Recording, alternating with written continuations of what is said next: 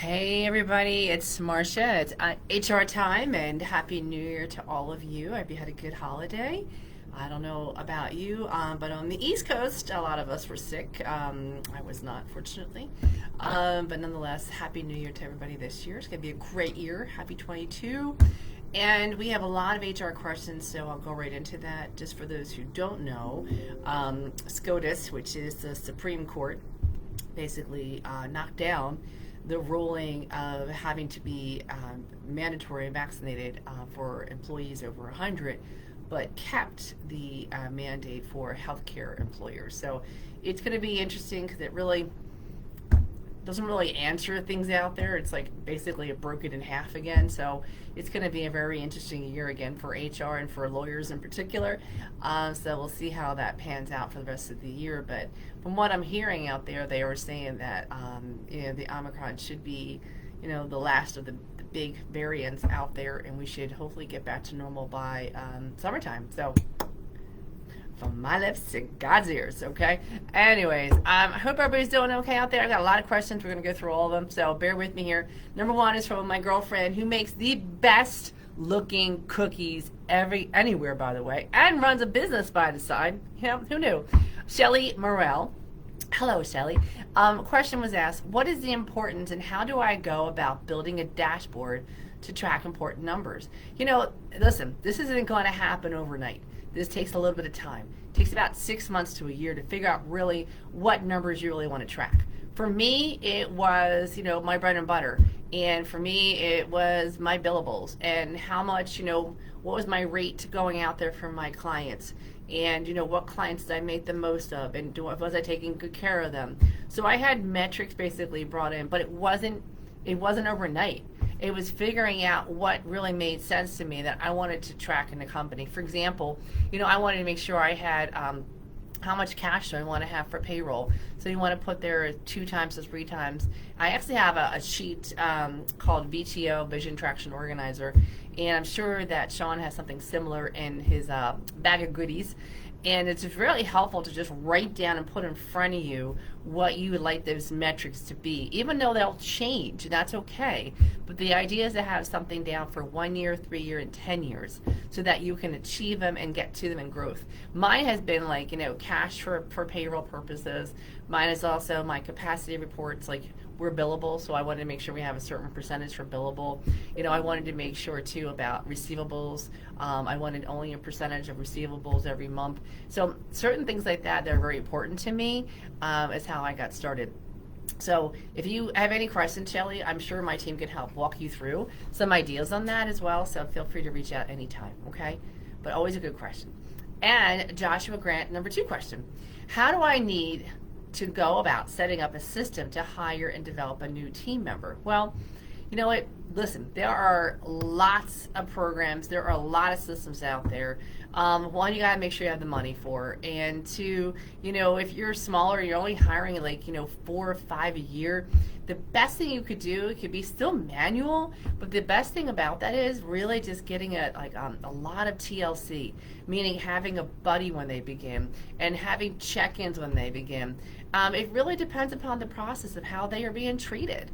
I think the system, you can get fancy with systems, you can spend a ton of money on systems, you can get everything online and yada, yada, yada, but still, you got to treat the person okay. So you want to make sure to defend how many people you're going to hire. If you're going to hire more than, I would say, 10 to 20 people a year, definitely invest into a system now.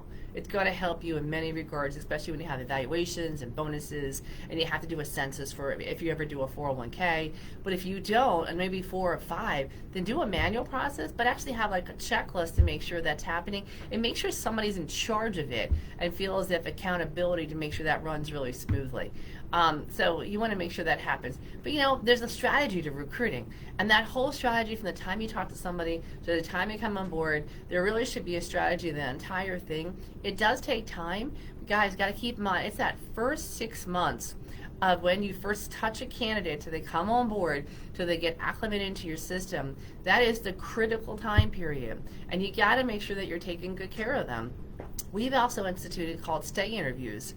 We do them every 6 months, and we ask our people, now, not the person they report to, I actually have my operations manager asking them, what skills are we not using? Or is there something that was a surprise to you? Is there something you want to get changed? I mean, we can only do so much too and stay in business, but it's things like that's going to really help you out. So I hope that helps you a little bit, Josh. Okay, next question is from Josh as well. What is the benefit purpose for sending a 1099 and a W-2? Listen, unfortunately, it's a governmental form.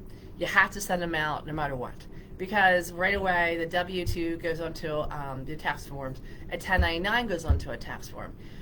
So I'm just wondering, let me read your sentence here. I'm a welding and fabrication business with 2 team members.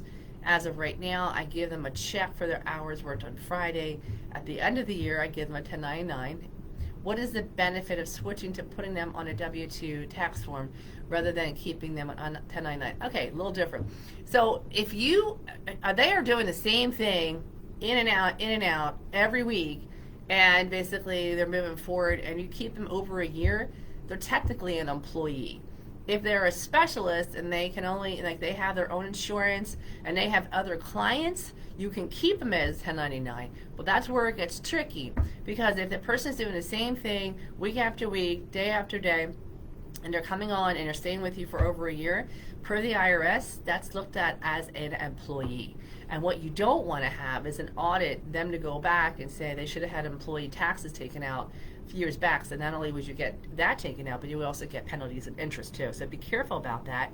And talk to some people. Talk to your tax accountant about that to make sure. The 1099, the way I keep myself safe with any 1099s I bring on board is I have to make sure that they have insurance. If they have insurance and they have at least one other client they're working on, I can keep them as a 1099. But I don't like 1099s as much because you're not going to create that kumbaya and that team, and that if you want to build your team and get things moving, they want to have they want to be a part of something. And I've noticed that with a lot more people. Now, the world is changing. I think a lot of the Z's that are graduating want 2 or 3 jobs and are okay with 1099. So it's changing in that world. So we'll see what happens with that. 1099 is definitely the cheaper way to go, and if you're just getting started, it's the way to go no matter what, because you don't have to pay those other pieces. But the other idea is you want to make sure that you keep a record of everything, keep a record of all their time. You make sure they have an agreement with them as to how many hours they should work versus what they think they're working. You want to make sure you got a time card behind all that. All those pieces you want to put in process. Okay, so be very careful. Now, let me give you an example of what happened to a client of mine that had a majority of they were a recruiting firm, and they basically outsourced a lot of their people. So a lot of them were 1099. Now, these guys are making money hand over fist, as they should, right? They're not paying any employer taxes, not paying any benefits, not paying for days off, all that holidays and all too. So what happened was there was like 300 of these people, and got back to the IRS. IRS came in and did a really, really big audit, basically fined them pretty badly. And what happened was the fact that they had to go back and pay a lot of money. Now, technically, it's a 1099 that pays their taxes. Now, what was happening, a lot of their 1099s weren't paying taxes, so that was a red flag. It went back to the employer, and because that was the employer had basically to pay those taxes instead because they were employing them. So it got really sticky, was very expensive. Lesson learned, but I got to keep in mind, he had like 300 1099s, been doing it for a couple of years, but he just said everybody coming aboard is a W-2 now. But unfortunately, that's a hard and expensive mistake. Okay, so that's hopefully some reasons why. Hope that helps, Joshua. All right, Jenny Dawson. How do I plan ahead to be sure to not fall into the trap of having a full-time job within my business long-term? Okay, I need a little bit of insight here. Today marks 1 month as a full-time entrepreneur. Congratulations. Focus on growing my yin, yoga, and sound healing business. Woohoo! I've been developing Zen Soul Balance as a side project since 2017, and now I am ready to level up. Congratulations. Currently, I am running the business solo and have 2 contractors that I use for assistance when necessary. I am establishing new strategic partnerships with a variety of businesses and organizations. As a niche yoga teacher specializing in yin and sound meditation, it is important that I as the teacher, lays the foundation of these programs within each organization while simultaneously building the community and growing class attendance. These are corporate wellness facilities, hotels, and yoga studios that I am partnering with in the initial phase of growth. Another important task in this phase of my entrepreneurial journey is to book enough business to pay my bills, and gratefully I have succeeded in filling up my calendar with new work for first quarter of 22. First of all, major plus there, girlfriend. Very hard to do, and you did it. The challenge I foresee is that I will be spending long hours executing classes and working in my business instead of on my business, as I do not want to fall into the trap of having a full-time job within my business long term. I hope to soon have enough time to also grow business via my Shopify store and Vimeo video library for online yoga classes, props, and instruments, blah, blah, blah. I hear what you're saying. I'm actively talking with other yoga teachers who have attended my trainings, and I'm planning to recruit them to help this business grows. However, I do not have enough work to employ them at this time, so how do you suggest recruiting teachers on standby? What suggestions do you have for me as I'm in the development phase, but also thinking ahead for expansion of my business? Thank you, thank you, thank you. I hear you. We all started out this way. And I remember when I was also professional services and I was doing a lot of the work, I had 1099 contractors that helped me out. And listen, I was really honest with them. And I just said, you got great stuff. I am growing. I hope you see the growth and where I'm going. And I hope you could be a part of my team as we see this growth and see where it takes us. I just had a lot of people that believed in me. And just be really honest with your conversations, and don't hold back, and just say, hey, listen, I don't have enough work right now to get you full time, but I'm moving in that direction. I love to have you on my team. We're in that growth mode. People love to be a part of that. People love to be like part of that team. People feeling like, yippee-ki-yay. You really want to start doing that. I didn't hire my first full-time person for 3 years. And when I'm looking back at my numbers and all too, because I bootstrapped everything. And I was looking at my numbers this past weekend. And, I started in 2007. 5 years later, I hit the $1 million mark. 5 years. And for some people who are like super, phenomenal entrepreneurs, they have to do it in a year. God bless you. I just didn't want to have any debt. I wanted to make sure I was honest to my people. I wanted to make sure I paid when I could pay. I took the tortoise road, not the rabbit road. And you know what? You have to just keep in mind where you're going. And by writing down your goals and where you want to go, I know that there's the eager beaver coming out of you. But what you don't want to do is, like, you can actually get a line of credit and stuff like that. But you got to keep in mind, like, a line of credit's like a credit card. You still got to pay it back. You want to make sure that you have things around you and set up for you so that you actually have that goal. And if you have people with you and help them part of the team of where you're going, it's pretty honest. Listen, I took a girl who was full-time, working at a very prominent company, had benefits, had holidays, had vacation, had all that stuff, and I couldn't offer any of that. I just said, hey, I can promise you're going to be busy. I can promise you I'm going to get all those things. But just bear with me. Now, she's been with me for 12 years. And I always laugh when we have like team meetings. Now I have 75 people. I always laugh because I said, Janice, what did I tell you when I first started? She said, bear with me. You need to trust in me, but we're going to be busy. I haven't been non-busy one day in 12 years.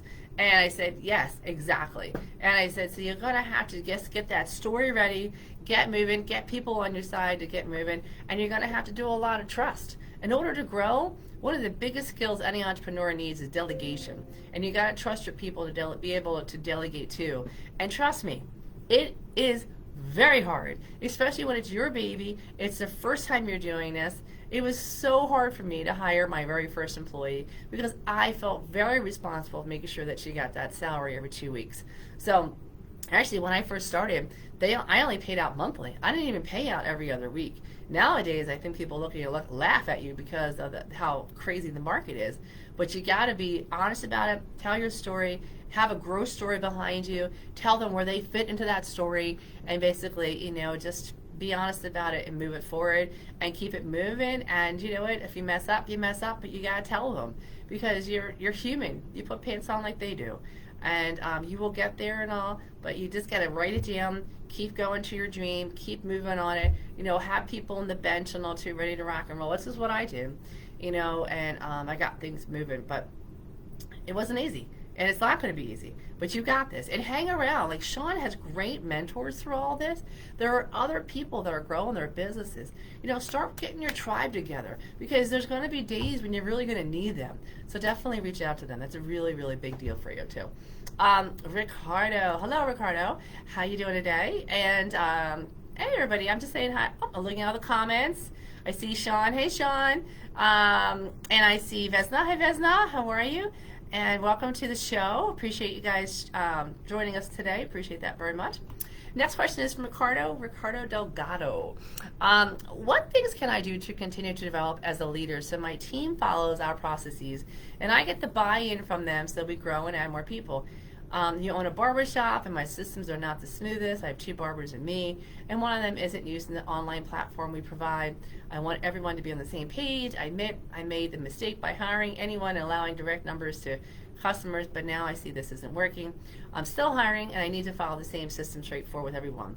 I need help knowing how to set things up so I start people the same way and train them the same way.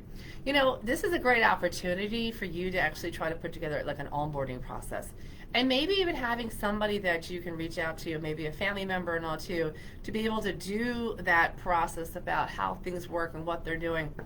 Listen, when I got started, it was all me. And I was that person that did the onboarding. And I would actually have a small checklist of all the things I needed to get done to make sure things would work. Now listen, there are 80% of people are going to listen to all of that. And there's still 20% of those people that are still going to do what they want to do, how they want to do, and when they want to do it. The question is, how long do you want to put up with that? And so you got to make sure that you're really clear in your handbook of saying, hey, I'm going to give you some slack, but here's how it works. If I have to put you on a PIP, this is how it works. Make sure all that's lined in your handbook. It's really important you all have a handbook out there. Even if it's super basic, you want to make sure, because it always goes back to the handbook. Basically, if you ever have to let somebody go. In regards to just developing as a leader, listen, I am an avid learner. I listen to podcasts out the wazoo. The fact that you're part of Sean's group and you're part of AO is huge. There's so many resources out there. You want to they'll put like a goal in mind per week of how much time you want to spend learning. Because if you don't do that, what happens? Weeks fly into months, that fly into years, and you don't do what you really want to do. But if you write it down, basically you have a goal in mind and you're goal oriented already because you've gotten this far, you want to make sure that you hit all that. So just talk to other people. I've learned more by my tribes out there for entrepreneurship than anything else. I'm a big believer in these entrepreneur tribes, because I would rather ask somebody who's been there, done that, like, hey, what system did you use? Hey, that's how I started my email system. That's how I started my phone system. That's how I understood what computers to use. I had to do all of that. And I would talk to my team members out there. Was it always the best advice? No, but there's no utopia out there, guys. You got to live and learn with it. But what I do is I keep a budget of all my costs, of everything we spend, if the prices go up and everything else. And it's really important to do that, because that's where people they forget about it, and then all of a sudden they realize, oh my God, I'm growing so fast, and now all of a sudden my expenses are so high. So be very careful about that. But also, like audibles, I don't know about you, but I love books, but I love audibles more. I do a lot of driving, and so I'll put an audible in the car and tell myself, like, okay, I've got 2 hours, I want to get 5 chapters in here. And it's been great, and I feel as if I'm always learning that. But also, I hold me accountable. My groups that I'm involved with are very important to me, and they keep me quite accountable to about what I'm going to do and what I'm going to say. I'm in more than one. It's okay to be more in one. I'm actually in 3 of them, but they all bring joy to me in different ways. And so you want to figure out what you're doing. But you know what? You're going to have to figure out when you hire people what you're looking for. What's those core values of your individual? It might be too early for that yet, but you want to make sure that you're not putting it with a lot of crap too, because the more angry you become about a person not doing something, the more you're losing valuable time in hiring really good people and working and focusing on your business. So keep that in mind as well, okay? Hope that helped a little bit, Ricardo.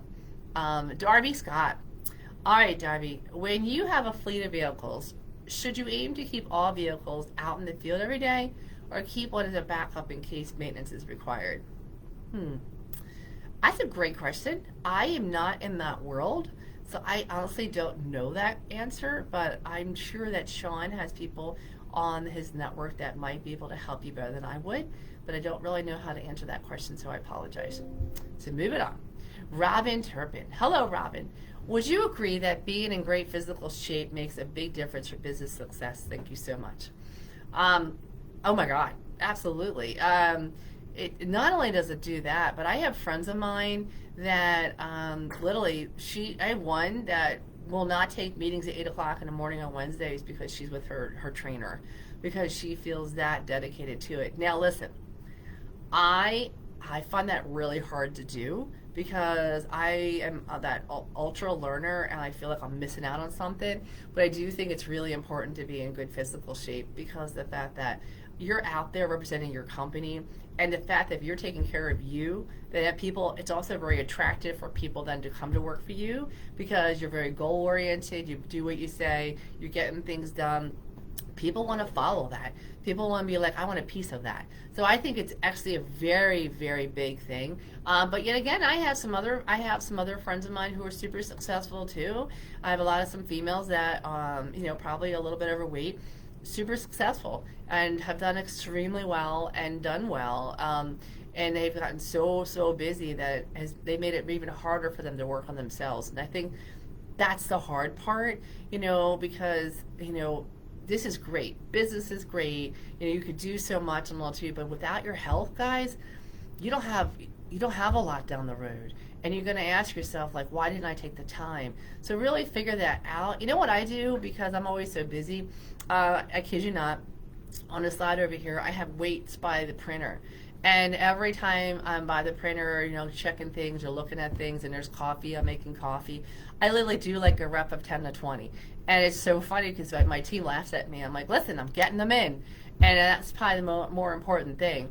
And lots of times too, I'll just do squats. I'm the one who likes to replenish the refrigerator and all. And I'll do a squat up, squat down, squat up. Hey, I'm getting them done. And you don't have to go crazy and beat yourself up on it. But you want to make sure and have fun with it. Have contests. We're having a walking contest right now with my team. We're a little competitive, I gotta tell you. But the idea is like everybody's really cognizant about their steps every day and getting out there. And now these teams are trying to make sure that the teams come together and they don't fail. So it's really cool to see all that. So you got to make the time to do it. But there are people who are Ironmans. I have people that are triathletes. That's awesome. But just take care of you and figure out what makes sense for you. Everybody's like, I do aerobics, I do this, I do this. If you like to just go hiking, then just go hiking. If you just like walking, then just go walking. Whatever makes you happy. And don't worry about what other people think out there, because it's really going to be, it's your life, guys. And figure out, you be happy. And you said you're an art for calm, you're an artist. I love artists because everybody's so business. I think we need more art out there and more of, just all of that. And moments of calm through my oil paintings of sunsets. Funny thing you mentioned that is, and I'd love to see more of that too, if you don't mind, Robin, because I'm ordering art from my office, because one of the things, I don't know if you just saw this, but there was an article about how offices are basically buying more colorful art to bring people back into the office, because those colorful art, different colors all over, are actually attracting people to come back in because it makes them feel better. So this is a great time for you to get out there and show all that data to basically sell more of your product. So if I can be of any help, Robin, please reach out, okay? Thank you. Ricardo, we're back again. How do I start working more on the business versus in the business? When do I start backing off from day to day and begin thinking more strategically? Everybody always asks me this question, and it's great, and I get that. But it's a fine line. It's like, how many barbers can I hire to get stuff done, and what do I need to do? I'm always working on my business now, but I'm still working. I'm not in it. I'm always thinking about what's next, but now I have people. I've gotten there, but I've been doing this for 15 years. When you first start off, it's really hard to do. It's hard to differentiate, because you're working on and you're working in because you can't afford the other people yet. So you got to be kind to yourself, but I would say write down your goals of when you want to have people on board to hit it so that you actually can afford them. Then you can afford basically what they're looking for in regards to benefits and all. So you got to just have that plan written out, because it's great to say all this, but I'm a huge planner. So you want to make sure, like, okay, when can I afford to bring this person on? When can I afford to bring this person on? I used to wait before I have any more operations people. I would bring 6 billable people on first before I brought like an HR person on or a finance person on or whatever, because their billables had to pay for this person that wasn't billable. And so I had this like formula that I still use to this day to make that happen. But keep in mind, guys, you know, I probably didn't hire a lot of these people probably till like 7 years in. Because I had to make sure the people that I were hiring were all billable, were the ones that were making me money. So to me, for you, it'd be your barber, but if you are also doing the barber as well, you want to basically be the outside, you could actually start putting together like the onboarding and the orientation and how it works. For example, I have a friend of mine who has he has a hair salon. He's pretty famous out here in Pennsylvania, and I kid you not, he's an artist. He's his own barber as well, and he must have about 50 people every weekend working for him. And he walks around every weekend, sees me all the time, hey, how you doing, yada yada. And you know, he once in a while will work on one of the clients, but maybe once a month, because now he's working on instead of in, because he realizes like if he wants to build it, he has to let go of one of the things he's really, really good at, because now he has to work on the business. That is really hard to do because you always think I'm the best there is at it. So you want to make sure you get to that point where you don't have that mindset, and that you're more important basically building up versus building in. And that takes a little bit of time, because he's been in business now for about 35 years, I guess. But he told me, he's like, it took him quite a few years to get to where he's at now. And you know, got to keep in mind, he's a small, skinny little guy. He said, I got teased a lot. He goes, but I saw my dream of where I wanted to go. And now he has the cosmetic line. He has like estheticians and people that does their face, and he's got a little boutique in there. I mean, he's really done well for himself, but you know, it didn't come overnight, but he had to let that go and become, you know, I don't know this area, I'm going to become better in this area, and then have the people underneath me basically bring in the money, and I'll be managing all that. But it takes time, so be kind to yourself. And like I said, talk to other barbers who have done it and done well, and you know, don't talk to barbers around you because they're competition. Talk to barbers that are out of state and just said, hey, you've been here for 15 years, how'd you get started? People want to talk to people and help them out. So definitely start, you know, just looking at LinkedIn and seeing who else is a barber, or calling, you know, online. Look at the white pages online and saying, you know, good barbershops. You'd be surprised of how much information they can share with you. All right, Elena. Hello, Elena. During COVID, a lot of new players have entered the online beauty industry. With that being said, they have price cut like crazy. Any ideas on how to navigate the new playing field and still make a profit? How should I best compete with lots of competition? You know, I'll be honest with you. I personally think everything online has to do with how it's presented. And it's marketing and marketing and marketing. And listen, what I do is a lot of people do it out there. And how we are different is we do a ton of community events. And we have our own connectors who care. We have a great...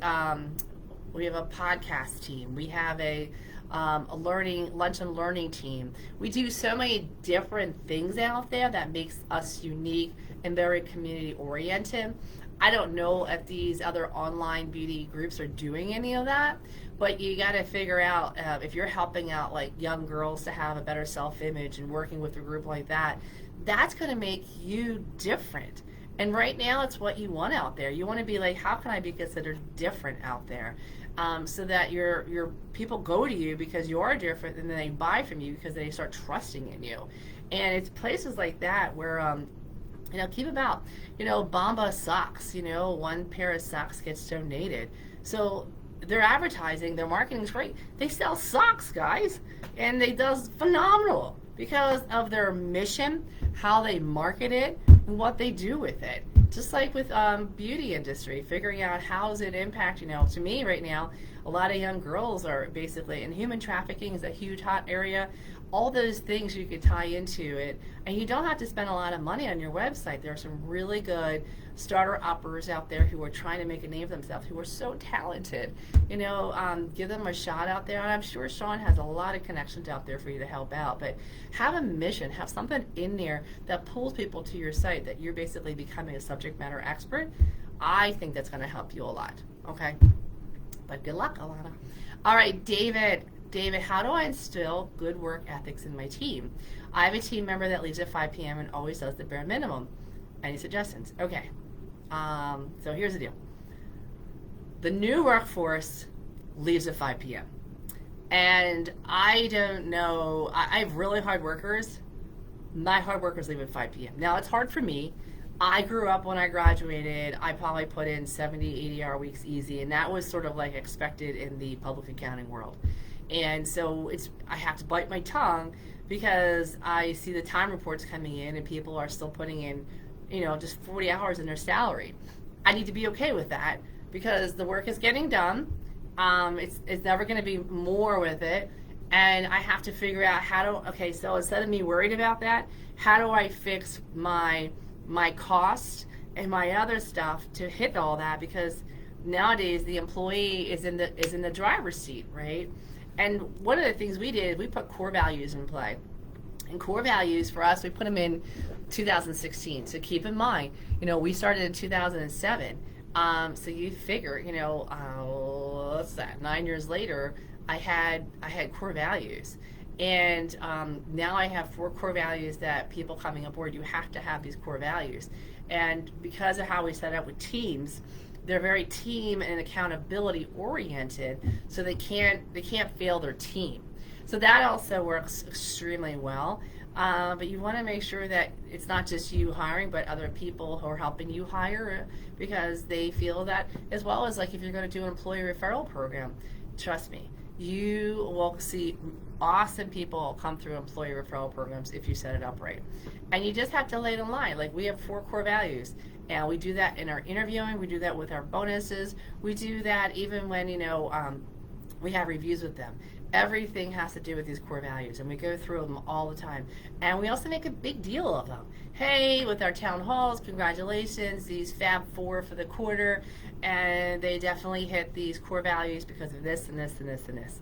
And once people start seeing all that, they really will appreciate it more and be like very proud of it. But even a card, I mean, I know you might have 1 or 2 people, sending them a card and just saying, hey, I really appreciate everything you're doing, and yada yada, but you gotta get over the 5 p.m. thing anymore, guys. It's hard. You have to figure out how they're getting their work done in 8 hours, even if they're salaried. So just, it's a fine line, but I think if you treat them with a little bit, like mostly kindness, but also be very clear about expectations, about we need to get done, this is a team, if there's any problems, let me know.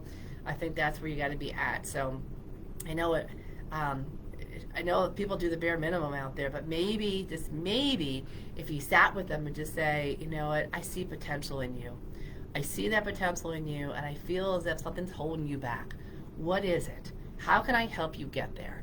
And when that happens, that defense mechanism goes down, and all of a sudden they realize, like, oh my God, someone's actually paying attention to me. And maybe it's more along the lines than you see, because all you're seeing is somebody leaving at 5 o'clock, but maybe there's a lot more going on behind the scenes. So have that question with them. Be like, hey, I really notice you're doing a great job here, and I see potential in here, and I see this, but I feel like you could be doing more, but I feel like something's missing. How else can I help? And when you do that, people actually recognize they're being recognized, and they actually change. So something to think about, okay? And sometimes people just bare minimum. I had to let go of 2 people now because it just wasn't going to work. No matter how much I suggested, no matter whatever, they weren't part of this team. And it wasn't fair to my other people who are working so hard. But they also leave at 5 o'clock, and I need to be okay with that. But they still work really hard. So I want to make sure that it's all how you word it, guys. It really is. All right, Eric Blandino. What are the ways to have our team members reprimanded when they are not doing what is expected of them without them feeling like they are threatened with their position? We are in the business of giving people their homes back from the invasion of Oh, hey, Eric. Your daily huddles and all too. The problem I find myself going in circles at times is the same issues being brought up. Our standard is 3 write-ups and your future is free. You know what? You got to have it in your handbook about expectations. You got to make sure that they sign off on it before they come on board. But you want to make sure, like, add them part of the decision making, add them part of what you're doing, and they say it's hard to have them reprimanded, but if they're not doing it, like, hey, we really needed to do this, it's like, I'm really sorry. And then you're honest with them, and you write them up and put them on a PIP, performance improvement plan. And you have full carte blanche on that. You could do 30 days. We're going to review. You have it 2 weeks. You can have it 3 months, but you want to make sure that corresponds with your handbook, so when someone gets in trouble, they know what to expect on there. And you could do it. I mean, I always do those kind of things with pure, hey, you know the rules here. We were really working with you. This is what happened. You had a warning. Now it's going to this. It's like you have 30 days to make up your mind. Are we all aligned here? And I think you have to do it with respect out there, but you just have to, be real clear, but you have to do it. There's so many clients I know of, they're like, well, I was going to do it, I never did it. Don't do that, because it's like, it's like the kid and the child, the kid and the parent, right? Once they know they can get away with it, they're going to do it again. So you got to do it and really mean it, but do it in a way where it's like, respectful and you mean business kind of thing. Like, listen, and you know what? You want to make sure too, like we tied it to our bonuses. So if you were on that quarter on a PIP at all, you weren't eligible for a bonus at all. And that also said volumes to them. So they didn't want anything to happen to that bonus. So they were very clear about not getting all that again, or at least getting off of it. So just a heads up, make sure it has to be tied to something for that to hurt. But then you want to make sure it's very clear in your handbook. But Eric, if you have any questions on that, feel free to reach out. Question asked from Jenny. Hello, Jenny. Should I switch from LLS corporation to sole proprietor? So, let me read your description. My business was originally set up as an S Corp in 2017. At that time, I was running my business as a part-time hobby while working a full-time corporate job. I'm now looking for ways to cut back on spending in my first year as a full-time entrepreneur. I spoke with my CPA to weigh the pros and cons of staying as an LLC versus switching to sole proprietorship. He explained that while it was a good idea at the onset, given the thought that SB would really take off and make a substantial amount of money, SB really does not make enough money to justify the expense of the S Corp at this time. So his recommendation after seeing the first years of performance is to shut down the S Corp and run my business as a sole proprietorship. He suggests filing a certificate of dissolution with California, and I will need to file a final return with the IRS, which I can do when my CPA files my returns. I'm asking for a second opinion. Listen, the big thing for me, I was a LLC and I switched to an S Corp. The S Corp helps me.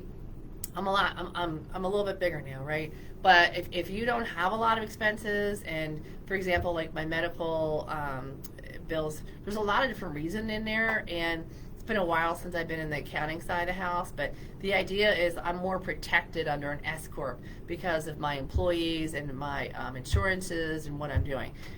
Way more so than a solo proprietorship. But if it's just you and just your expenses and you're not getting medical underneath there, I would highly go to a sole proprietorship because it goes right out of it, and it's probably not going to cost you as much in the long run.